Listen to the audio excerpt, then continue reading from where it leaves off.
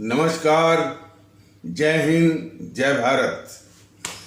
भारतीय अवाम ताकत दल अपने भारतीय भाई बहनों अर्थात अपने देश भारत की जनता अर्थात अपनी भारतीय अवाम से भारतीयता आधारित आपसी श्रद्धा, भारतीयता आधारित आपसी स्नेह, भारतीयता आधारित आपसी प्रेम, भारतीयता आधारित आपसी अखलाक मोहब्बत, भारतीयता आधारित आपसी सहयोग, भारतीयता आधारित आपसी सम्मान, भारतीयता आधारित आपसी एकता, भारतीयता आधारित आपसी भाईचारा तथा भारतीयता आधारित आपसी सद्भाव को समझने व उसे आत्मसात करके वैसा ही और उसी अनुसार आचरण एवं व्यवहार करने हेतु और इसके समस्त भारत में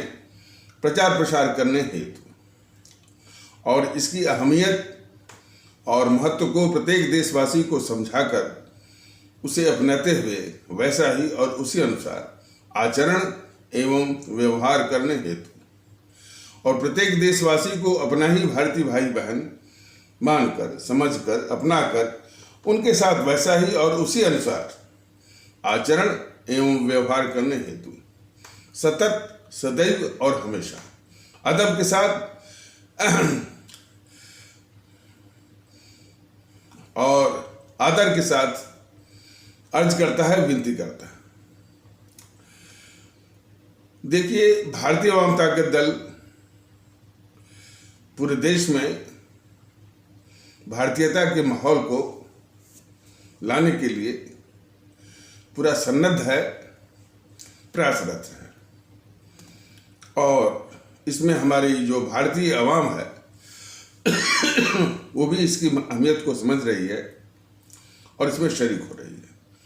अब वो सक्रियता किन के रूपों में होनी चाहिए यह एक विषय है, उसको और प्रगाढ़ किया जाएगा, उसको और उद्देश्यपरक बनाया जाएगा। क्षेत्र में हम लोग उतरेंगे और संगठन का के कार्यकर्ताओं का और पदाधिकारियों का विस्तार करेंगे जो कि हर एक भारतीय भाई बहन के पास पहुंचेंगे।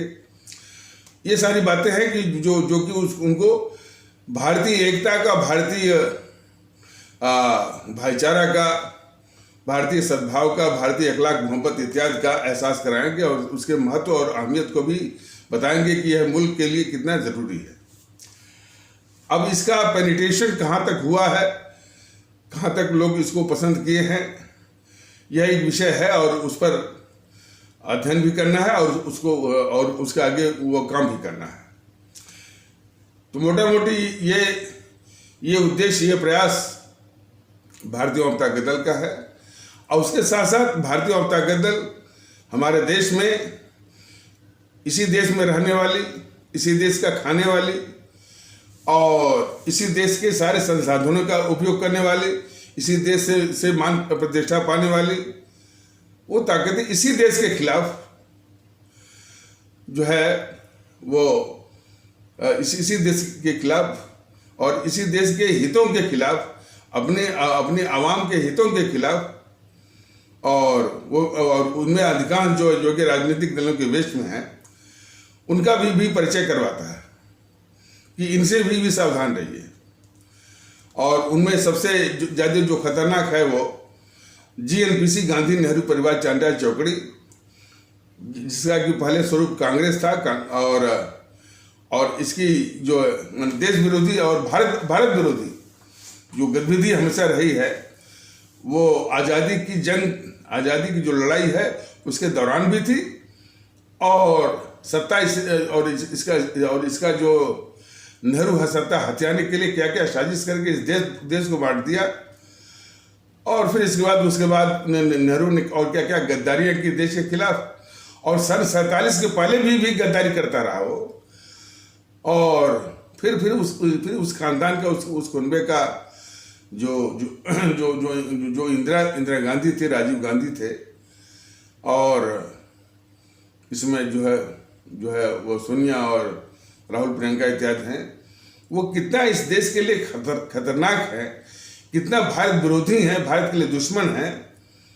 और इनका जो चरित्र रहा है, जो एक औपनिवेशिक ताकत के रूप में औपनिवेशिक ताकत क्या करती है, इस देश के संसाधनों को लूटती है और हर एक संस्था को अपने हिसाब से उसका इस्तेमाल करती है और उसका इस्तेमाल उसका बेजा इस्तेमाल करती है और अपने हित में उसको दुरुपयोग करते करते वो जनता के लायक छोड़ती नहीं है। कोई भी संस्था देखिए, जिसे न्यायपालिका देखिए, न्यायपालिका में खास करके उच्च न्यायपालिका को ये इस जेएनपीसी ने किस कदर जो है उसका दुरुपयोग किया और उसमें अपने ही लोगों को उसमें ठूस दिया और उससे अपना काम करवाते रहे। उसका काम क्या है कि जो ये देश में लूट भी मचाना और जब चाहे तो दंगा करवा देना, जब चाहे तो जो है देश को बांट देना, जब चाहे तो जो है वो सामूहिक नरसंहार, सुनियोजित जो है नरसंहार वो करा देना। और सारे इस पापों को ढकने के लिए उसने न्यायपालिका जैसी संस्थाओं का हमेशा दुरुपयोग किया है और वो दुरुपयोग करते करते वो संस्थाएं अमूमन हमारे आम भारतीय भाई बहनों के लायक, यानी वो इक्का दुक्का अपवाद को छोड़ दीजिए तो हमारे आम आवाम के लायक वो दिखती नहीं है और न बची है। तो इस तरह का एक विषाक्त माहौल, ये संस्थाएं लगता है कि हमारे आम भारतीय भाई बहनों के हितों के लिए नहीं, बल्कि अच्छा इक्का दुक्का दिखावा छोड़ दीजिए, इक्का दुक्का दिखावा भी नहीं, भाई हम भी ऐसे माने जनता के हित में काम करते हैं ये इत्यादि, लेकिन उनका जो कोर माने जो गतिविधि है वो हमेशा जो है लूटपाट का रहा है। संसाधनों को लूटना है, सत्ता को फिर कैसे हथियाना है, सत्ता पर कैसे काबिज रहना है, ये इनका चरित्र है। वो कभी भी इस देश और आवाम के पक्ष में वो कभी भी इन्होंने जो है न सोचा है और न कोई वो कार्य किया है। और हर संस्था को अब तो ये भी सामने आ रहा है कि इस जेएनपीसी कांग्रेस ने चुनाव प्रक्रिया को, और जब से चुनाव ये लागू हुआ 1952 से, तब से चुनाव को रिग माने धांधली करना, तो ये लोकतंत्र की भी हत्यारणी है। इस देश को लूटने वाली भी है, देश विरोधी भी है, भारत विरोधी भी है और लोकतंत्र की हत्यारणी भी है, संवैधानिक प्रक्रियाओं की हत्यारणी भी है। तो इसके विषय में भी जो है भारतीय जनता दल बराबर अपने भारतीय भाई बहनों को अवगत कराने के लिए फिलहाल इस यूट्यूब के पैगाम के माध्यम से बताने की कोशिश कर रहा है और उस कोशिश के समानांतर साथ साथ कि हमारे देश में भारतीयता का माहौल स्थापित हो। जो भारत विरोधी ताकतें हैं, जब इस तरह के मुद्दे लोकप्रिय होते हैं तो उसकी नकल करना शुरू कर देते हैं। नकल करने से यह होता है कि थोड़ी बहुत लोकप्रियता उनको भी मिल जाती है और जो इसके लिए जो मुख्य प्रयास करता है तो उसके भी प्रयास को यानी वो उस प्रयास को जो है या प्रयास की धार को कुंद करने के लिए भी इस तरह की साजिशें की जाती है कि भाई इसकी नकल कर लो। नकल करने की जो इन सबों की जो आदत है कोई आज की नहीं, बहुत पुरानी है। जैसा कि बताया गया है कि आज़ादी की लड़ाई के वक्त भी जब ये कांग्रेसी लोग एक तो उसका जो जो वो था मोहनदास करमचंद गांधी, वो उसका चरित्र था अंग्रेजों की के साथ चमचागिरी। चमचागिरी का उसको इनाम भी मिला था। वो अंग्रेज जो लोग जो है जो उनकी चमचागिरी करते थे, तो राजाओं और नवाबों को राय बहादुर, नाइटहुड इत्यादि वो दिया करते थे। तो शायद इसको राय बहादुर या नाइटहुड की उपाधि मिली थी अंग्रेजों के द्वारा इसे मोहनदास करमचंद गांधी को। तो ये सब जो है कभी भी संपूर्ण आज़ादी की मांग नहीं किए थे, लेकिन जब हमारे ये क्रांतिकारी राष्ट्रभक्त अमर शहीदों की जब टोली आई, उन्होंने कहा कि भाई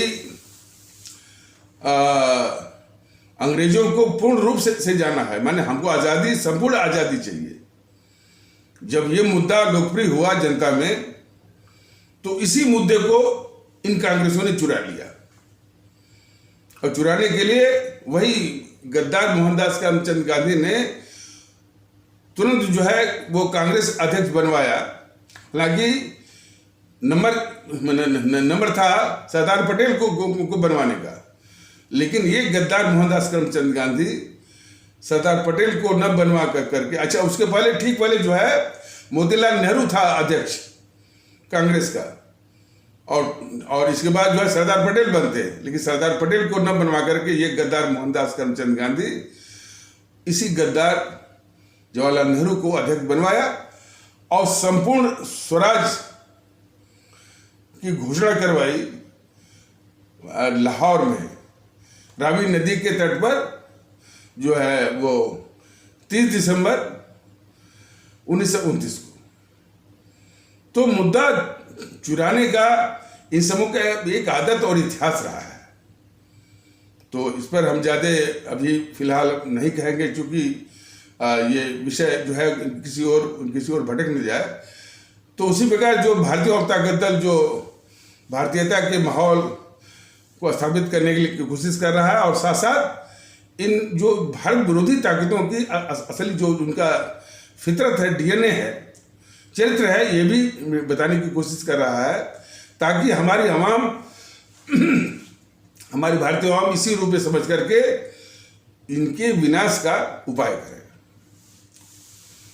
तो उसी की नकल में ये जो है और भी जो भारत विरोधी ताकतें हैं, जैसे कि ये भारतीय जनता पार्टी, भारतीय जनता पार्टी को कदापि मत मानिए यह देश के पक्ष में है। ये सबसे बड़ी भूल होगी कि लोग इसके राष्ट्रवाद के प्रति वो आकर्षित हों। विकास वगैरह जो कर रहे हैं, इससे अधिक विकास जो है और जो है अंग्रेजों ने भी किया था। लेकिन अंग्रेजों का जो फितरत है, जो उनका चरित्र था, किस तरह से उन्होंने व्यवहार किया, यह देश को भी मालूम। और हमारे इस संबंध में बल्कि भारतीय औपताकत दल ये कहना चाहता है कि हमारे हिंदू सनातन आस्था वाले भारतीय भाई बहन ये जो भारतीय जनता पार्टी है, इसको ठीक से पहचानें। यदि आप इस मुगालते में हैं कि यह हिंदुत्व की रक्षा करेगा और सनातन की रक्षा करेगा, तो इस मुगालते में, इस भ्रम में मत रहिए। जो इस मुल्क की रक्षा नहीं कर सकता, हमारे आम आवाम की रक्षा नहीं कर सकता इन देश विरोधी ताकतों से, वो क्या हिंदू सनातन या हिंदुत्व की रक्षा ये करेगा, करेगी ये भारतीय जनता पार्टी। ये बिल्कुल मिथ्या है। इस मिथ्या से जितना जल्दी हमारे खास करके हिंदू सनातन आस्था वाले भारतीय भाई बहन जितना जल्दी निकल जाए, उतना ही जो है इस देश का कल्याण होगा। हमारे हिंदू सनातन आस्था वाले भारतीय भाई बहन भारतीय जनता पार्टी की इस इस भ्रम से, इस मायाजाल से बिल्कुल बाहर आने की आवश्यकता है, और जितना जल्दी बाहर आ सकें तो ये इस मुल्क की भलाई के लिए वो जरूरी है। तो इस विषय पर अलग से कुछ वीडियो जो है वो कुछ और वीडियो जारी किए जाएंगे। अभी फिलहाल एक जो प्रवृत्ति है जो कि लोकप्रिय मुद्दों का नकल करना और नकल करके थोड़ी बहुत माने एक नकली लोकप्रियता हासिल करना, और दूसरी ओर इन सबों का मकसद रहता है कि जो मुख्य अभियान चल रहा है राष्ट्रभक्ति का और देश में वो भारतीयता का, और इन देश विरोधी ताकतों को बेनकाब करने का, तो ये अभियान जो है ये इस अभियान का जो है वो मुख्य जो उसका जो फोर्स है, जो उसकी ताकत है, वो कम की जा सके। इस मंसूबे से भी ये सब जो है उसकी नकल करते रहते हैं। तो उसी में अब ये प्रकरण एक आया है कि एक प्रदीप सिंह करके है कोई पत्रकार, जो कि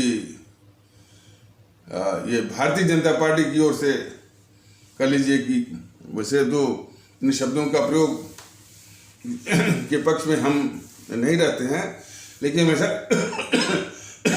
बीजेपी के पक्ष में जो है वो माहौल वो बनाता है। तो कांग्रेस के ऊपर वो कह रहा था, कोई एपिसोड था कांग्रेस के ऊपर कह रहा था कि कांग्रेस जो है समाप्त हो जाना चाहिए, कोई देश को नुकसान नहीं होगा। लेकिन वो किस तरह से कह रहा था जरा इसको देखिए। वो कांग्रेस को विरोध पक्ष मान रहा था। अब यहीं पर प्रदीप सिंह जैसे लोगों की गद्दारी ये सामने आती है। क्यों गद्दारी? कि जीएनपीसी इस देश के लिए बहुत खतरनाक गद्दार वो संगठन है। अब किसी अपराधी को अपराधी न कहना भी जो है एक बहुत बड़ा अपराध है। तो जीएनपीसी इस देश की गद्दार है, उसकी गद्दारी करने का इतिहास है 1947 के पहले भी और 1947 के बाद भी।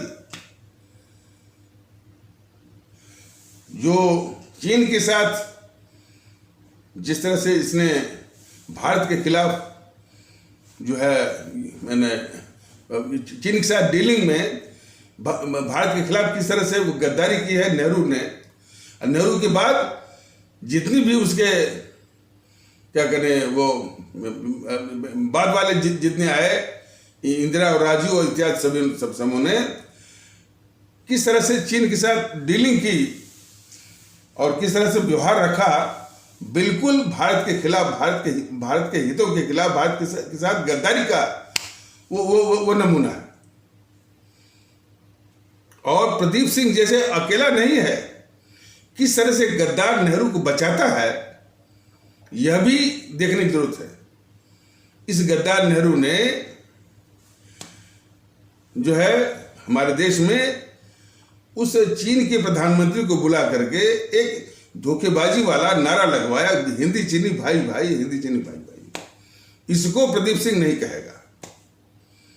और उस धोखेबाजी वाली नारे के पीछे जो है ये मैंने इस गद्दार जवाहरलाल नेहरू ने चीनी सेना को भारत के क्षेत्र में घुसने का मौका इसने दिया। और ये घटना कब की है? 1959 की है। इसको गद्दार प्रदीप सिंह नहीं बताएगा। तो 1959 में जब चीनी सेना घुसी और इधर भारत में ये गद्दार जवाहरलाल नेहरू चीन के प्रधानमंत्री चाउ एन लाई को बुला करके और एक धोखेबाजी वाला जो नारा लगवा रहा था कि हिंदी चीनी भाई भाई, हिंदी चीनी भाई भाई, और उसी के साथ साथ हमारे दुश्मन चीन को मौका दे रहा था कि वो अपनी सेना भारत के अंदर और खास करके जो है नेफा, नॉर्थ ईस्टर्न फ्रंटियर एजेंसी, जो कि इस समय अरुणाचल प्रदेश हो गया है उसमें बुलाया। जब देश को पता लगा कि ऐसी घटना हो गई है तो ये सवाल किए गए उस गद्दार जवाहरलाल नेहरू से, ये क्या बात है। तो फिर ये गद्दार जवाहरलाल नेहरू ने, देखिए भारतीय जनता पार्टी बार बार इसको गद्दार कर रहा है और इसके जवाब में जीएनपीसी के लोग, बीजेपी के लोग कोई ये तर्क नहीं दे रहे कि भाई जो इनको गद्दार कहा जा रहा है वो गद्दार कहना इनके लिए अनुचित है, उचित नहीं है। इस संबंध में आपको बताएं कि जितने भी सिखाए पढ़ाए बीजेपी के हों या जीएनपीसी के हों, वो जो है इस बात को कभी कभी कहते ही नहीं कि ये जो नेहरू को बार बार गद्दार और हर वाक्य में, हर संबोधन में जो उसको गद्दार कहा जा रहा है, ये उचित नहीं है। और हमारे देश के लोग और ये बीजेपी के लोग अच्छी तरह से जान लें कि जितना उसको गद्दार कहा जा रहा है, ये तो जो उसका चरित्र रहा है देश के खिलाफ गद्दारी का, उसकी तुलना में कुछ भी नहीं है।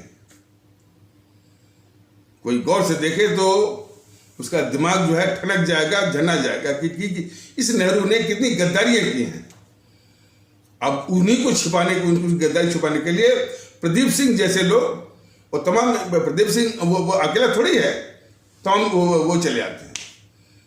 तो प्रदीप सिंह प्रदीप सिंह ये नहीं बोलेगा कि 1959 में ये गद्दार जवाहरलाल नेहरू दुश्मन चीन के प्रधानमंत्री चाउ एन लाई को बुला करके भारत के खिलाफ धोखेबाजी वाला जो नारा लगवाया, हिंदी चीनी भाई भाई, उसी नारे के पीछे इस गद्दार जवाहरलाल नेहरू ने चीन को मौका दिया कि वो अपनी सेना जो है भारत में, खास करके नेफा, नॉर्थ ईस्टर्न फ्रंटियर एजेंसी, जो कि अब जो है आपका अरुणाचल प्रदेश हो गया है, उसमें घुसवाया। तो जब देश को पता चला कि इधर जो है गद्दार जो है जवाहरलाल नेहरू तो अपने देश में हिंदी चीनी भाई भाई का नारा लगवा रहा है, दुश्मन चीन के प्रधानमंत्री चाउ एन लाई को बुला करके, उधर ये चीन को मौका भी दे रहा है कि अपनी सेना जो है अपने देश में घुसाए। तो इस तरह की जो सवालात किए गए इस गद्दार नेहरू से, तो उसने कहा कि हाँ हमको भी मालूम है और हमने चीन के नेताओं से कह दिया है, वो अपनी सेना को वापस ले लेंगे। यह भी उस गद्दार जवाहरलाल नेहरू ने झूठ बोला। वो सेनाएं वापस नहीं हुई और अब तक वापस नहीं हुई। और वहीं पर चीन ने कुछ संरचना, स्ट्रक्चर, जैसे कि कोई आबादी बसाई जाती है, कॉलोनी, कोई आबादी बसाई जाती है, कोई कॉलोनी बसाई जाती है, इस टाइप का पूरी जो है, और उसके साथ जितने भी आवश्यक आधारभूत सुविधाएं होती हैं, इंफ्रास्ट्रक्चर होता है, उसके साथ वो पूरी कॉलोनी जो है वो बसा दी गई। और इसका फोटो जो है नासा के कुछ एजेंसियों ने उसके फोटो लिया। उसी फोटो को लेकर के उसी गद्दार जवाहरलाल नेहरू के बेटे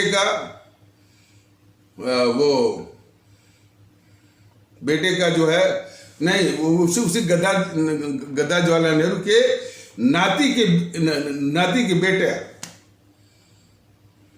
नाती का बेटा, मतलब कि गद्दार राहुल, वो उसी को दिखा करके कह रहा है कि मोदी जी ने चीन को घुसा दिया, मोदी जी ने चीन को घुसा दिया। अब ये गद्दारी बीजेपी वालों की है। इनके मुंह से एक शब्द नहीं निकला कि ये गद्दारी तो तुम्हारे बाप के नाना की गद्दारी का परिणाम है।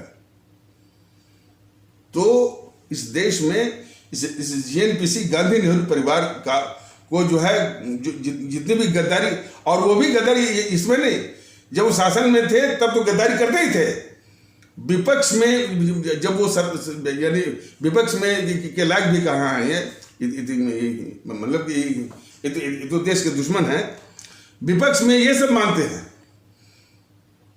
ये गद्दार किस्म के पत्रकार, गद्दार किस्म की बीजेपी, ये जेएनपीसी को विपक्ष में मानती है। वो ये जो प्रदीप सिंह बोल रहा था, देखिए प्रदीप सिंह ऐसे पत्रकारों को भारतीय जनता दल कभी भी सम्मान दे नहीं सकता। और जब ये प्रदीप सिंह का वाकया आया है तो हालांकि उसका नाम लेने की मजबूरी है, और भी जो पत्रकार हैं और भी घटिया हैं और भी देश के दुश्मन हैं, लेकिन प्रदीप सिंह एक नमूना जरा देखिए जो कि इस भारतीय जनता पार्टी का चमचा है वो। तो उसी से समझ जाइए कि क्या मानसिकता है बीजेपी की और क्या उसकी यानी देश विरोधी उसकी मंशा है, हरकत है। ये समझने की आवश्यकता है।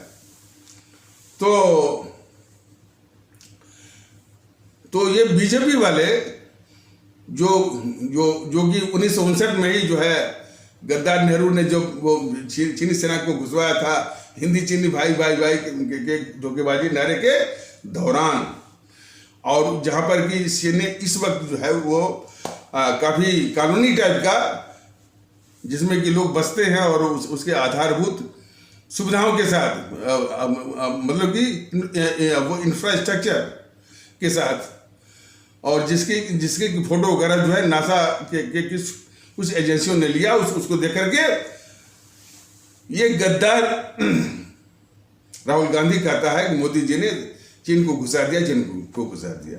और इसके जवाब में बीजेपी वालों का यह नैतिक साहस नहीं हुआ। और वो मैंने कहा ना कि ये जेएनपीसी को गद्दारी करने का पूरा सहूलियत, पूरी सुविधा देते हैं ये मोदी महोदय। तो मोदी महोदय की यही गद्दारी है कि जेएनपीसी को गद्दारी करने का पूरा सहूलियत देना। तो एक भी बीजेपी वाला नहीं कहा कि अरे भाई तुम जिसकी बात कर रहे हो कि अरुणाचल प्रदेश के एक हिस्से में चीन वालों ने वो कुछ कॉलोनी बसाने का इंफ्रास्ट्रक्चर या आधारभूत बना लिया है या खड़ा कर दिया है, वह तुम्हारे बाप के नाना माने गद्दार जवाहरलाल नेहरू की गद्दारी की निशानी है वो। इसके संबंध में बीजेपी वालों का ये साहस नहीं हुआ, न तो साहस हुआ न तो मनसा हुई। ये तो एक नमूना है कि किस प्रकार ये बीजेपी वाले इस जेएनपीसी से देश के खिलाफ गद्दारी करवाते हैं। और प्रदीप सिंह जैसे गद्दार पत्रकारों से नेहरू की गद्दारी को छिपवाते हैं। ये चरित्र जो है प्रदीप सिंह का नहीं है, ये चरित्र जो है बीजेपी वालों का है और मोदी जी का है। ये प्रदीप सिंह कभी नहीं कहते हैं कि ये गद्दार जवाहरलाल नेहरू अपने देश की जमीन, जो कि लद्दाख का हिस्सा था अक्साई चीन के रूप में, उसको दे दिया चीन को। अभी कल जो है वो किसी वीडियो में ये बात आ रही थी कि कोई स्ट्रेटेजिक रोड जो कि अक्साई चीन के साथ वो बनाने वाला है चीन जो है, और वो किस दौरान, जिसमें पूरी दुनिया का ध्यान रूस और यूक्रेन के युद्ध में उलझा हुआ है, उसी दौरान यह चीन जो है धोखे से उस अक्साई चीन होते हुए एक स्ट्रेटेजिक रोड, एक सामरिक सड़क जो है वो बनाने की कोशिश कर रहा है। लेकिन देश को नहीं भूलना चाहिए कि वो अक्साई चीन कौन है। वह गद्दार जवाहरलाल नेहरू की भारत के खिलाफ गद्दारी की निशानी है। भारतीय जनता दल तो पूरे देश को आगाह कर रहा, समझा रहा है। अब ये वीडियो हमारे भारतीय भाई बहन जितना अधिक इसको प्रसारित कर रहे हैं, जितने वो जन जन तक पहुँचाने पहुँचवाएं, तो तभी इस देश का भला होगा। तभी लोग समझेंगे कि ये जेएनपीसी जो है किस कदर गद्दार है और जमाने से, और बीजेपी इस गद्दार जीएनपीसी से को सारी सहूलियत देकर के किस प्रकार देश के खिलाफ गद्दारी ये करवा रही है। ये दो बातें की जानकारी हमारे देश जो भारतीय भाई बहनों तक पहुंचना बहुत जरूरी है। इसलिए आप सभी से ये दरख्वास्त है कि भारतीय जनता दल के कम से कम 935 या 940 वीडियोस को जन जन तक आप उसको पहुंचवाइए। और यही नहीं, उसकी जो व्यूअरशिप है देखने का, उसको भी बढ़ाने की जरूरत है। आपने देखा होगा कि इस तरह के विचार मुश्किल से देखने में लगते हैं कि वो कोई 4 लोग देखते हैं, कोई 5 लोग देखते हैं। यह भी इस देश के लिए बहुत आश्चर्यजनक बात है कि ये भारतीय जनता दल हमेशा देश की बात कर रहा है, आवाम की बात कर रहा है, भारतीयता की बात कर रहा है, और इसके देखने वाले महज जो है वो 4-5। ये क्या दिखाता है? तमाम देश विरोधी ताकतों की तमाम कचरम बचरम ये वो यूट्यूब पर और कितने गंदे किस्म के उसके लाखों में जा रहे हैं। जहां पर देश की बात हो रही है, भारतीयता की बात हो रही है, देश की एकता की बात हो रही है, उसके जो है उसको देखने वाले सिर्फ 4-5। ये तो वही किस्सा हुआ कि हमारे देश में सुनियोजित ढंग से देशभक्ति के भाव को कुचलने की साजिश चल रही है। और ये मौके बेमौके ये परिलक्षित भी होता है कि हमारी जो सेनाएं हैं जो कि सीमाओं पर हमारे मुल्क की हिफाजत कर रही हैं, हमारे इंजीनियर, डॉक्टर, टेक्नीशियन जो कि कई यानी मार्वलस जो कामों में लगे हुए हैं, खास करके जो जम्मू कश्मीर में जो रेल लाइन बिछाई जा रही है, विश्व का सबसे ऊंचा माने रेल पुल चिनाब नदी पर जो बनाया जा रहा है, इस तरह के तमाम काम हैं जिसमें कि हमारे देश के लोग उसमें लगे हुए हैं। हमारे जो मजदूर भारतीय भाई बहन हैं, हमारे जो टेक्नीशियन भारतीय भाई बहन हैं, जो हमारे इंजीनियर भारतीय भाई बहन हैं, और क्षेत्रों में हमारे जो वैज्ञानिक भारतीय भाई बहन हैं, जो हमारे डॉक्टर भारतीय भाई बहन हैं, उनको छोड़ करके जो बाकी में देशभक्ति क्या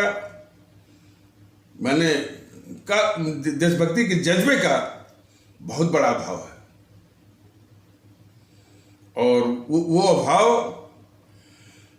मैंने जब ये बात आती है तो ये भी याद पड़ता है कि समाजवादी पार्टी के किसी नेता से पूछा गया कि भाई देशभक्ति नाम, जब उस समाजवादी पार्टी के नेता से जब पूछा गया कि देशभक्ति नाम की भी कोई चीज होती है, क्या कहना आपको? उस समाजवादी पार्टी का नेता कहता है कि भक्ति तो कुत्ते करते हैं, हम तो मालिक हैं।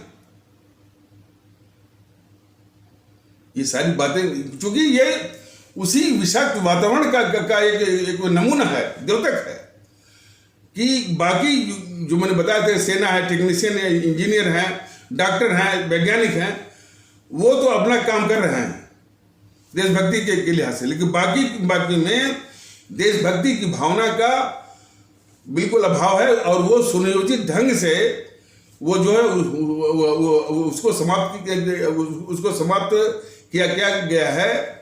और जो कुछ भी है वो पाखंड के रूप में, दिखावे के रूप में, कभी सम्मेलनों के रूप में, भाषणों के रूप में, मुशायरों के रूप में, बस इसी रूप में वो विद्यमान है। और कभी इस तरह के लोग समाजवादी पार्टी या बहुजन समाज पार्टी में हैं कि देशभक्ति को कहते हैं कि भाई भक्ति तो कुत्ते करते हैं, हम तो मालिक हैं। और इसी प्रकार कोई आरजेडी का नेता एक बार बोला था कि अरे वो अच्छा, और मौका ये था कि साथ वो सत्ता में थे तो आरजेडी के किसी नेता को बोला गया कि भाई जब भी उनका शव आता है, हमारे सैनिकों का शव आता है, तो उसमें जो है कोई बड़ा नेता या बड़ा जो है मंत्री वगैरह जो है उसमें वो उसमें शरीक होता है और उस भावना को, देशभक्ति की भावना को का एक जो है माने एक भावना को दिखाने के लिए वो शरीक होता है। और जब भी कोई सैनिक का शव आता है अपने गांव में, तो कोई शायद आरजेडी का नेता या मंत्री साथ पहुंचा नहीं था। तो जब किसी पत्रकार ने पूछा कि भाई अरे भाई वो सैनिक जो है वो शहीद हो गया, मर गया, तो वो आरजेडी का नेता कहता है कि अरे उनको तो तनख्वाह ही मिलती है मरने के लिए। अब समझ जाइए कि ऐसे भावना रखने वाले आपके देश के नेता हैं, आपके देश की पार्टियां हैं, आपके देश के मंत्री हैं। एक और कहते हैं कि भाई देशभक्ति क्या होती है, भक्ति तो कुत्ते करते हैं, हम तो मालिक हैं। वो नेता किसका था? समाजवादी पार्टी का। आरजेडी का कहता है कि ये सेना के लोग, सेना के जवानों को तो मरने के लिए ही जो है वो तनख्वाह मिलती है। तो इसमें यानी कौन बड़ी बात है? तो ये नमूना है। और इसके अलावा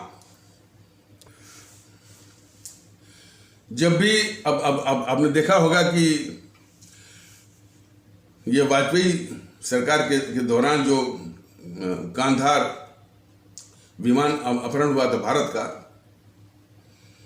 तो उस वक्त जो है काफ़ी लोग जो है विदेश मंत्रालय और प्रधानमंत्री कार्यालय दोनों को लोग घेर करके बैठे थे और तमाम छाती पीट रहे थे और ये कह रहे थे कि, और वो आतंकवादी मांग कर रहे थे कि जो खूंखार आतंकवादी है पाकिस्तान का, जो हाफिज सईद वगैरह जो है, तो वो सब जो है यार भारत की जेलों में बंद थे। आतंकवादी कह रहे थे कि ये जो बंधक बनाए गए हैं यात्री आपके, तभी छोड़े जाएंगे जबकि आप जो है जबकि आप हाफिज सईद जैसे खूंखार आतंकवादियों को छोड़ेंगे। उसके बदले में ही हम जो है आपके बंधक बनाए गए यात्रियों को हम छोड़ेंगे।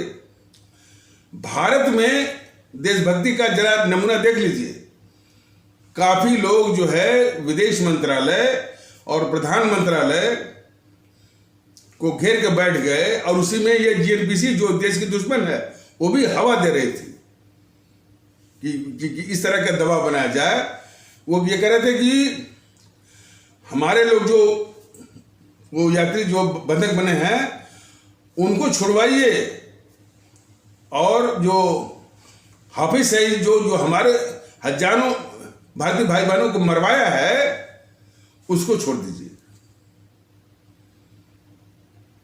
ऐसी बातें जो है दूसरे देशों में भी हुई है और उस देश की सरकार ने भी और जनता ने भी जब भी वो विमान अपहरण करके आतंकवादियों को छुड़ाने का दबाव बनाया जाता है, कई देश हैं वो आतंकवादियों को कहते हैं कि तुमको जो करना करो, हम जो आतंकवादी है इसको हरगिज नहीं छोड़ेंगे। जितने लोग वो जो है वो प्रधानमंत्री कार्यालय में लोग घेरे हुए थे उसमें से एक नहीं कहा कि ये हाफिज सईद हमारे हजारों भारतीय भाई बहनों को मारा है, इसको कदम मत छोड़िए। लेकिन वही लोग इसी देश के करेंगे नहीं, हमारे लोगों को बचाइए और जो इसी देश के हजारों लोगों को जो मारा है उसको छोड़ दीजिए। ये है हमारे देश में देशभक्ति का नमूना। और इससे देश वो कदम नहीं सीखता है। क्यों नहीं सीखता है?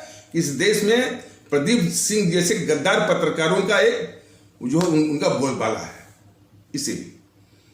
इसीलिए कि नकली जो राष्ट्रवादी हैं, ये बीजेपी जैसे लोग, उनका बोलबाला है।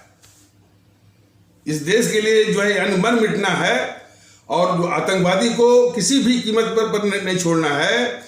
और हमारे खुद के जिनको हम अपना वो रिश्तेदार कहते हैं, उनकी कुर्बानी हो जाए, लेकिन इस आतंकवादी को नहीं छोड़ना है।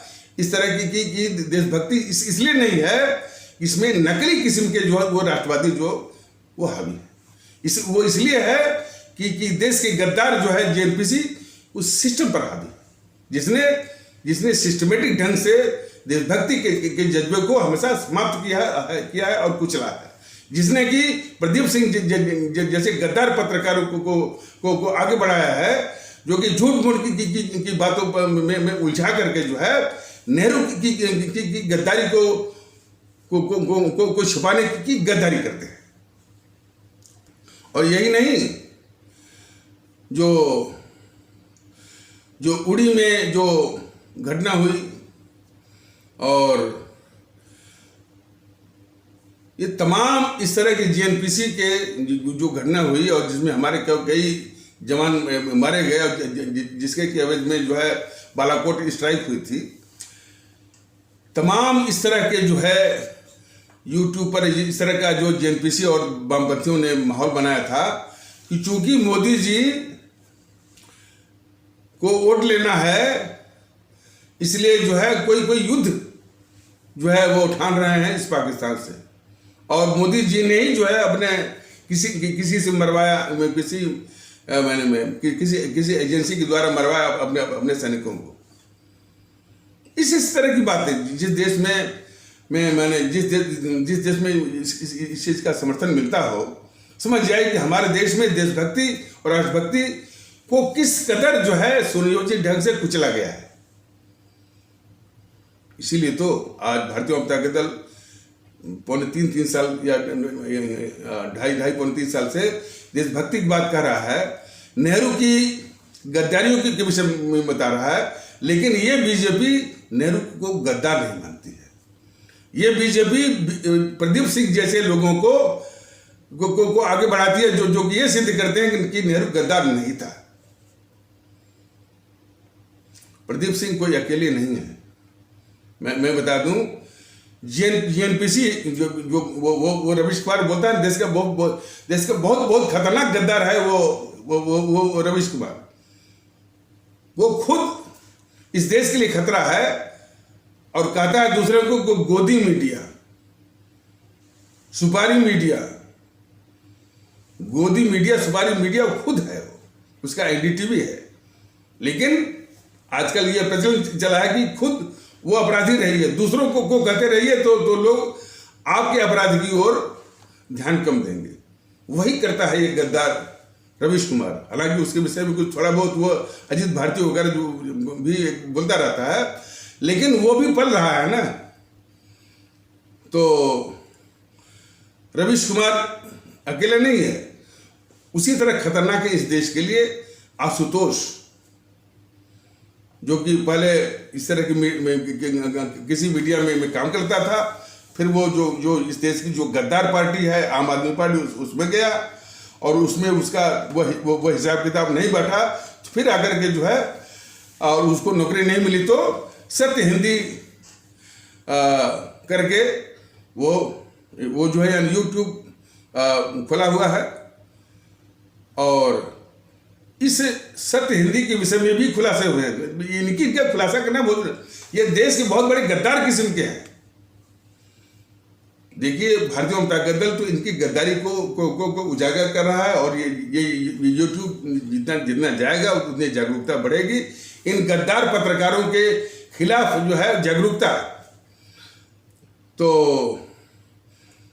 और वो सब कभी भी भारतीय जनता दल का नाम नहीं लेते हैं। नाम तो तुम लोगे जरूर, और तुम सामने तो तुम जो बिलों में छुपे हो बाहर भी आओगे। भारतीय जनता दल ने तो एक बार बोला था कि जितने छुप करके जो है देश के खिलाफ वार करते हैं, भारतीय वाम ताकत दल उनके बिलों में देशभक्ति और राष्ट्रभक्ति और भारतीयता का इतना धुआं भरेगा कि ये सारे देश के दुश्मन गद्दार जो है अपने अपने बिलों से बाहर आकर के भारतीय वाम ताकत दल का नाम लेंगे। ये जिस बिल में छुपा हुआ है ये गद्दार पुष्पेंद्र कुलशेखर जो है वह भी नाम लेगा। और भारतीय वाम ताकत दल चाहता है कि एक बार जनता के आगे इस पर बहस हो जाए कि इस देश को जरूरत भारतीयता की है, राष्ट्रभक्ति की है, देशभक्ति की है, कि पुष्पेंद्र कुलशेखर जैसे लोगों की जो देश को बांटने वाली, भारतीय समाज को बांटने वाली जो जो जो जो उसकी गतिविधियां हैं उसकी जरूरत है। देश फैसला वो कर लेगा। तो बात चल रही थी इसकी गद्दार आशुतोष की, तो वो दिखाता रहता कि कहता है कि वो सब्सक्रिप्शन बॉक्स में जाइए, हमको कोऑपरेट करना हो कोऑपरेट कर लीजिए, उसमें कुछ लिंक वगैरह दिया है। ये उसका दिखावा है। और पता चला है कि उसको जो भारत विरोधी जो ताकतें हैं, जो भारत विरोधी संस्थाएं हैं जैसे ग्रीन पीस इंटरनेशनल और भी उससे फंड इसको मिलता है। हमारे देश के लोग जाने कि हम जो भारत विरोधी जो अंतर्राष्ट्रीय जो ताकतें हैं और जो संस्थाएं हैं ग्रीन पीस टाइप का, उससे इसको फंडिंग मिलती है, इसको आशुतोष को। तो आशुतोष कोई मामूली गद्दार नहीं है इस देश का। हमारे देश के लोग इस सत्य हिंदी को देखना बिल्कुल बंद कर दें, उसकी व्यूअरशिप को बिल्कुल डाउन करें। तो उस आशुतोष का भी एक गिरोह है जिसमें कि एक मुकेश कुमार आता है, आलोक जोशी आता है, अशोक वानखेड़े आता है, शरद प्रधान आता है और कई उसमें और चंगू मंगू दिखते हैं, उसमें एनके सिंह भी आता है। तो करीब 40-41 का जो है एक देश के गद्दार जो है वो पत्रकारों का एक गिरोह है। मैं साफ साफ कर रहा हूं कि ये देश के बड़े खतरनाक गद्दार पत्रकार हैं और ये हर वक्त इस देश की जो सबसे बड़ी अभिशाप है जीएनपीसी, गांधी नेहरू परिवार झंडा चौकड़ी कागज, वो सत्ता में फिर कैसे आए, इसी की साजिश बराबर वो करते रहते हैं। समझ जाइए जीएनपीसी इस देश के लिए कितनी बड़ी अभिशाप है। सिर्फ उसी की सत्ता वापसी के लिए ये पूरा जो देश का दुश्मन जो पत्रकारों का गिरोह है, जो जिसमें कि आशुतोष है, अभिषेक शर्मा है और जिसमें वो मुकेश कुमार है, वो अजीत अंजुम है और जो है प्रभु चावला है, राहुल कंवल है, वो काफी है, अरफा खानम है, राणा अयूब है, शेखर गुप्ता, और ये सब जो हैं, जो एनडीटीवी वाले भी, रवीश कुमार, निधि राजदान, निधि कुलपति, अखिलेश शर्मा, जो वो कौन, संकेत उपाध्याय, श्रीनिवास जैन, ये सब देश के बड़े खतरनाक किस्म के देश विरोधी पत्रकार हैं, देश के दुश्मन पत्रकार हैं। वो मानक गुप्ता, संदीप चौधरी, तो इनकी व्यूअरशिप बिल्कुल डाउन करी। तो ये जो पत्रकारों का जो गुरु है जिसमें आशुतोष है, अजीत अंजुम है, मुकेश कुमार है, आलोक जोशी है, शरद प्रधान है, अशोक वानखेड़े है और ये कुछ चमचा किस्म के इतिहासकारों को भी बुलाते हैं। इसमें इसे राम पुनियानी एक चमचा है, वो जेएनपीसी का, और वो इश्तियाक अहमद, ये सब चमचे किस्म के। और इसके अलावा भी और भी चमचे किस्म के जो है, और वो जेएनपीसी जो इस देश की सबसे बड़ी अभिशाप है, सबसे बड़ी दुश्मन, सबसे बड़ी गद्दार है, उसके सब ये जो मैंने ये पूरा ये खतरनाक किस्म का एक गिरोह है। और वो खतरनाक गिरोह जो है ये एक पत्रकारों का भी है। तो ये जो आशुतोष वाली जो मंडली है, हमेशा इस बात का वो जो डिस्कशन करते रहते हैं, साजिश करते रहते हैं कि कैसे ये यानी देश की जो सबसे बड़ी अभिशाप है जेएनपीसी, सत्ता में फिर कैसे वापसी करे। वाकई में यदि देश में जागरूकता हो तो सारे पत्रकारों को हमारे देश के ही लोग लात मार करके जो है वो देश को बाहर कर दे। इस तरह की जागरूकता होनी चाहिए। क्योंकि जागरूकता नहीं है, इसलिए उनको भारत विरोधी गतिविधियां जो है वो चलाने का वो मौका मिल रहा है। लेकिन एक बात मत भूलिए कि ये शासन किसका है? ये निकम्मा मोदी का है। उसी के शासन के तत्वाधान में इस तरह के गद्दार पत्रकार पल रहे हैं, पाले जा रहे हैं। तो असल गद्दारी जो है इस जो है वो मोदी महोदय की है। इस गद्दारी जो है मोदी महोदय की, जो इस तरह के खतरनाक भारत विरोधी पत्रकार जो है, जो हमेशा यानी सबसे बड़ी अभिशाप जिनकी सत्ता वापसी की ही साजिश वो करते रहते हैं। तो इसको पालने वाले कौन है? मोदी महोदय, झूठे राष्ट्रवादी, नकली राष्ट्रवादी, धोखेबाज राष्ट्रवादी। तो ये प्रदीप सिंह महोदय थोड़ा दिखावा इसका इंदिरा गांधी का बस उन्होंने वर्णन कर दिया। इंदिरा गांधी कितनी खतरनाक थी इस देश के लिए, क्या क्या गद्दारी किया उसने। हमारे पंडित दीनदयाल उपाध्याय को मरवाया, शास्त्री जी को मरवाया, अपने ही कलीग, अपने ही साथी मंत्री ललित नारायण मिश्र को मरवाया, और जो है इसने जो है वो जवाहरलाल नेहरू विश्वविद्यालय JNU बनवाया, जहां पर कि देश के दुश्मन कम्युनिस्टों का, वामपंथियों का अड्डा हो गया। इसी जेएनपीसी में बैठ करके देश विरोधी वो गतिविधियां चल रही थी। उसी का तो एक छोटा सा नमूना आया कि भारत तेरे टुकड़े होंगे, भारत की बर्बादी तक जंग जारी रहेगी। वो तो छोटा सा नमूना सामने आया। लेकिन कितनी खतरनाक किस्म की देश विरोधी गतिविधियां वामपंथियों के द्वारा चलाने के लिए ये गद्दार इंदिरा गांधी ने एक संस्था ही बना दी। और उसी तरह के एक दूसरी जो शिक्षण संस्था बनी हुई है यादवपुर यूनिवर्सिटी, पश्चिम बंगाल। तो ये सारी गद्दारी इसने किया है इंदिरा गांधी ने, तो उसको नहीं कहेंगे।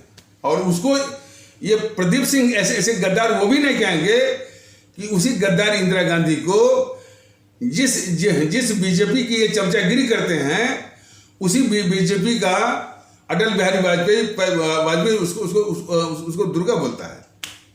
इसको भी बोलिए प्रदीप सिंह महोदय कि ये भी तो बताइए कि इतनी बड़ी गद्दार इंदिरा गांधी को जिसने पंडित दीनदयाल उपाध्याय को मरवाया, जांच होने नहीं दिया, हमारे लाल बहादुर शास्त्री को मरवाया, जांच होने नहीं दिया, अपने साथी या उसके कैबिनेट कलीग रेल मंत्री ललित नारायण मिश्र को मरवाया, जांच होने नहीं दिया। और एक नागरवाला भी कांड है। नागरवाला एक जो है बैंक का कर्मचारी था, जो कि इंदिरा गांधी की ही आवाज बोल करके बैंकों से कैश निकलवाता था। तो बाद में ये पता चला कि भाई कि यदि वो इंदिरा गांधी की आवाज बोल करके कैश निकलवाता है, तो क्या इंदिरा गांधी भी बैंकों से बोल करके कैश निकलवाती थी? जब इस तरह की बात उठने लगी तब तक उसकी हत्या हो गई। तो इस तरह की मैंने देश को लूटने वाली इंदिरा गांधी, उसको प्रदीप सिंह जैसे गद्दार पत्रकार नहीं बताएंगे। सिर्फ थोड़ा बहुत वो बता करके इधर उधर उसको ढकने की कोशिश। देखिए ऐसे जो है, देखिए आप समझिए कि इस तरह के जो है सिर्फ दिखावे के नाम पर उनका नाम लेकर के उनको बचाने की कोशिश करते हैं। इसकी तुलना में थोड़ा सा एक बहुत ही क्रूड किस्म का उदाहरण आपके सामने मैं रखता हूं। आपने देखा होगा कि बसों में या कभी कभी ट्रेनों में जो पॉकेट मारने वाले जो गिरोह होता है, कुछ ऐसा होता है कि वो अकेला नहीं होता, उनका एक गिरोह होता है। और जो ही किसी का पॉकेट मारा जाता है तो वो पॉकेट मारने वाले के हाथ में वो पर्स नहीं रह पाता है, तुरंत वो दूसरे साथी को थमा देता है और दूसरा तीसरे को, तीसरे चौथे, फिर आप अब जो है वो फिर जो है असली जिसने पहली बार उसने पॉकेट को चुराया उसका पता ही नहीं, उसका पता ही नहीं चलता और वो पकड़ाता भी नहीं है। लेकिन मान लीजिए किसी संजोग से पकड़ा गया, जब पकड़ा गया तो पब्लिक उसको मारती पिटती है, तो उन्हीं में से एक जो पॉकेट मारने वाले जो गैंग है उसका जो सरगना है वो आ जाएगा और उसको जितना पब्लिक पीटती थी उससे अधिक पीटते हुए फट से वो पब्लिक से बाहर वो ले जाएगा। अब बोलेगा कि इसको पीट पाट करके जो है वो पुलिस को देना है, थाने को देना है। लेकिन जबकि वो उसी पॉकेट मारने वाले गिरोह का ही वो सरगना है और उसको बचाने के लिए जो है जनता की भीड़ से उसने बाहर ले गया। ठीक वही काम करते हैं प्रदीप सिंह जैसे पत्रकार इस देश के गद्दारों को बचाने का। थोड़ा बहुत बर्डन कर लिया इंदिरा का, थोड़ा बहुत जो है राजीव का, थोड़ा बहुत सोनिया गांधी का, लेकिन जो इनकी असल खतरनाक गद्दारियां हैं देश के खिलाफ, जो कि बराबर कर रहे हैं, जो कि अभी भी मोदी जी के साथ से कर रहे हैं, उसको नहीं बताएंगे। डोकलाम के मुद्दे पर क्या गद्दारी किया इसने, गद्दार राहुल गांधी ने, प्रदीप सिंह बताएंगे। और डोकलाम के मुद्दे पर जो है जो रात के अंधेरे में अपने दुश्मन चीन के राजदूत से जो मिला, और किस में मिला, जिसमें भारत और चीन के बीच में युद्ध और तनातनी जैसी स्थिति थी कि कभी भी युद्ध हो सकता है। उस समय जो है ये गद्दार राहुल गांधी अपने दुश्मन चीन के राजदूत से मिलता है। प्रदीप सिंह जैसे गद्दार पत्रकार बताएंगे कि ये मोदी महोदय ने अब तक इसके लिए जांच क्यों नहीं करवाई। तो ऐसे ही गद्दार किस्म के हैं ये पत्रकार। और वो अकेले वही गद्दार नहीं है, और भी जो है वो हर्षवर्धन त्रिपाठी है, DK दुबे है, वकील बनता है अपने को, ये मनीष ठाकुर है, एक मनीष कुमार है, एक जो है वो मनीष शुक्ला है, ओंकार चौधरी हैं, तमाम हैं वो इस टाइप से वो इस तरह का माहौल बनाते हैं कि कुछ कमी कुछ वर्णन कर देते हैं, कभी जो है कांग्रेसियों का, कभी और पार्टी का। इनके खिलाफ कार्रवाई भी करनी है। ये समाज के दुश्मन है तो इनको पस्त करना है, इनको पंग करना है, इसके विषय में नहीं बोलेंगे। क्योंकि जो ही इसका बात बोलेंगे तो तुरंत जिम्मेदारी भी आएगी इस निकम्मा मोदी का। तो मोदी को कुछ करना है या उसकी भी कुछ जिम्मेदारी बनती है, इस पर नहीं बोलेंगे सब। तो यह भी देश के खतरनाक जो है वो पत्रकार है, सिर्फ बीजेपी के पक्ष में माहौल बनाते हैं और मोदी को कार्रवाई करनी है और मोदी की जिम्मेदारी बनती है, इसको वो छिपाएंगे। तो इनसे भी सावधान रहिए। हर्षवर्धन त्रिपाठी और वो मनीष ठाकुर, अब ये सब एक काम और करते हैं, वो किसी चमचे को बुला लाते हैं और उनसे कुछ वो करवाते हैं, लाइव वगैरह। लेकिन इनसे सावधान रहिए। यह बीजेपी जैसी खतरनाक जो है जो इस देश के लिए है, उसके पक्ष में ये माहौल बनाते हैं। हमारे आदरणीय भारतीय भाई बहनों, यह देश जो है देश विरोधी ताकतों की हरकतों से बहुत ही असुरक्षित है। दुखड़ा तो तब है कि हमारे भारतीय भाई बहन उनके द्वारा फैलाए गए झूठ और अफवाह का शिकार होकर के मानसिक गुलाम हो गए हैं, जो कि ये तक फैसला नहीं कर पा रहे हैं कि ये देश के दुश्मन है। वो प्रदीप सिंह कह रहा था कि जिसमें सुनियोजित ढंग से सन 1984 में यही जेएनपीसी और जेएनपीसी के गुंडे, कौन गुंडे? हरकिशन लाल भगत, सज्जन कुमार, जगदीश टैटलर और वो कमलनाथ, हमारे सिख आस्था वाले भारतीय भाई मैंने करीब 3,000 या 4,000 और बाकी 3,000 देश के शेष हिस्सों में। तो इसी दिल्ली में सुनियोजित, सोचा समझा हुआ वो नरसंहार जब हो रहा था, दिल्ली पुलिस को बिल्कुल स्पष्ट ये जो है निर्देश था कि आपको दखल नहीं देना है। यानी उन दंगाइयों को और उन नर संहारियों को पूरी छूट थी हमारे सिख आस्था वाले भारतीय भाई बहनों का कत्ल करने के लिए।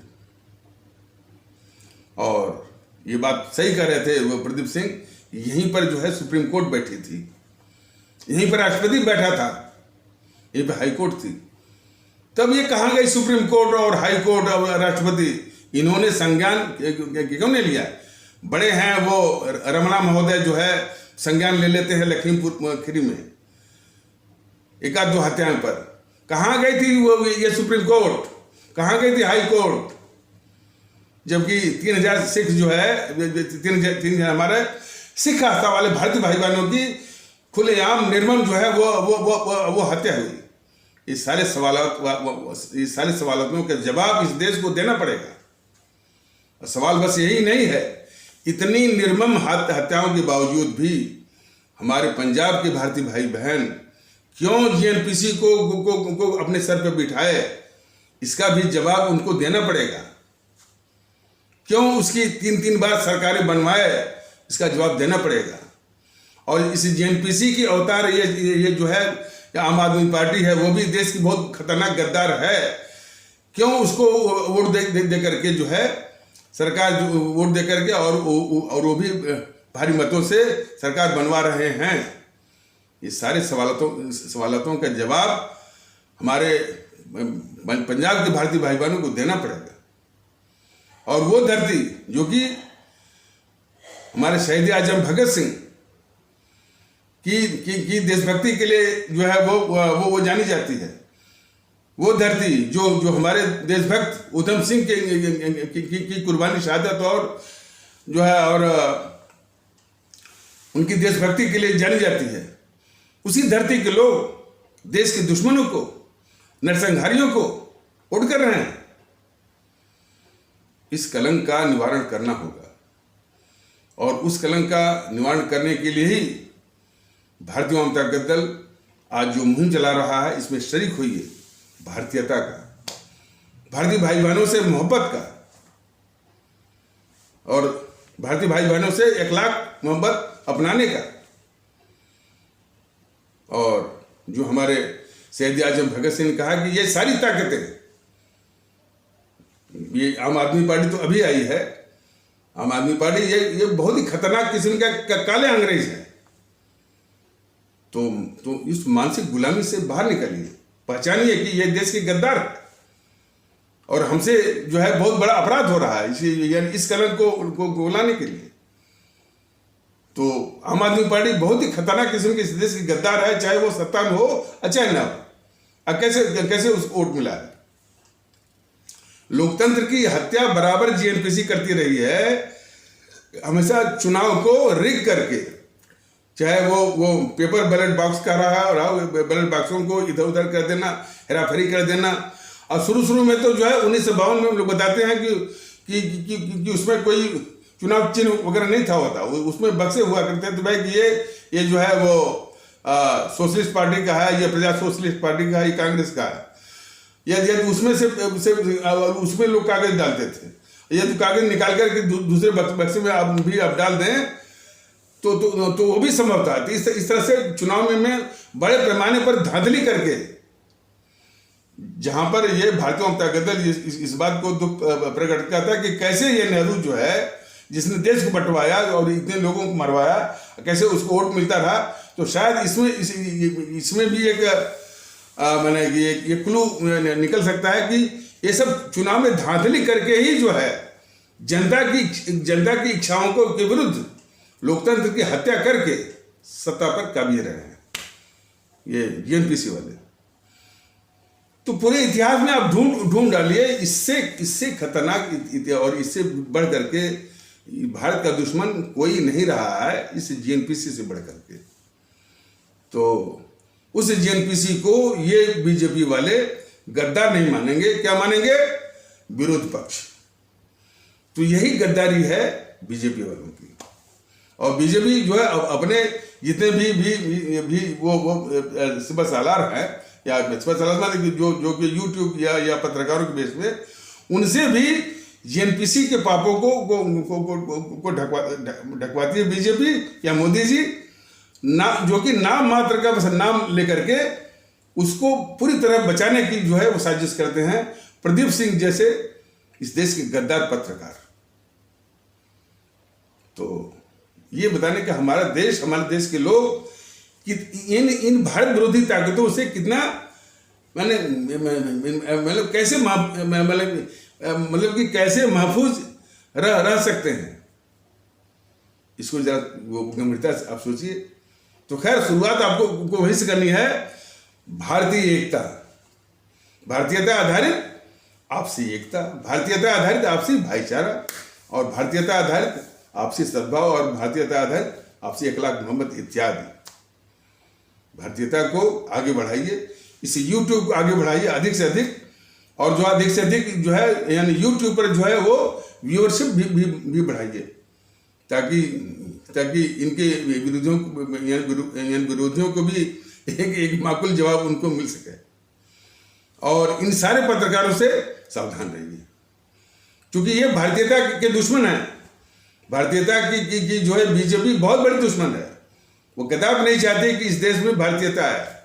वो हमेशा चाहती है कि हमारे हिंदू सनातन आस्था वाले भारतीय भाई बहनों को, उनको बस पता है कि तुम हिंदू हो और हिंदू की रक्षा के लिए मैं हूं। और वो जो है प्रदीप सिंह जैसे पत्रकारों को, हर्षवर्धन त्रिपाठी जैसे पत्रकारों को, डीके दुबे जैसे वो पत्रकारों को, और मनीष कुमार, मनीष ठाकुर और मनीष शुक्ला, और जो है इस टाइप के कि वो बीजेपी के पक्ष में इस तरह का माहौल बनाते हैं कि जिसमें यह लगे कि इसमें मोदी जी की कोई जिम्मेदारी बनती ही नहीं है। इतना बड़ा धोखा सब दे रहे हैं पत्रकार, और ये देश के साथ गद्दारी है। देश के साथ गद्दारी है कि देश के दुश्मनों को, जिनका कि देश हित में जिनका कि शमन करना चाहिए, जिनका विनाश करना चाहिए, जिनको पंग करना चाहिए, जिनको पस्त करना चाहिए, जिनको क्रिपल करना चाहिए, उनको ये मोदी मोहते पाल रहे हैं। अब वो थोड़ा सा एपिसोड लंबा हो जाएगा। वो बता रहे थे कि तमिलनाडु और पश्चिम बंगाल में सिसेशनिस्ट एक्टिविटी बने अलगाववाद का कि वो भारत से स्वतंत्र होने का, तो ये तो जमाने से है।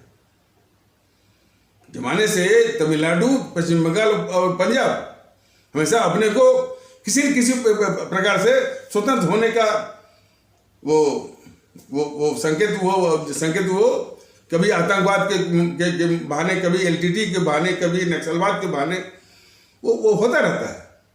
इन्हीं सब का जवाब के लिए भारतीय संविधान ने काफी शक्तियां दी हैं संविधान में केंद्र को, लेकिन वो शक्तियां इस कायर जो है मोदी के लिए नहीं है।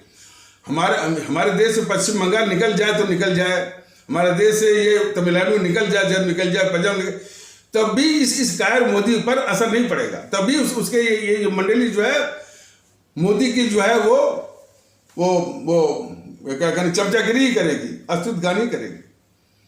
तो ऐसे चमचे पत्रकारों से भी इससे बचने की आवश्यकता है।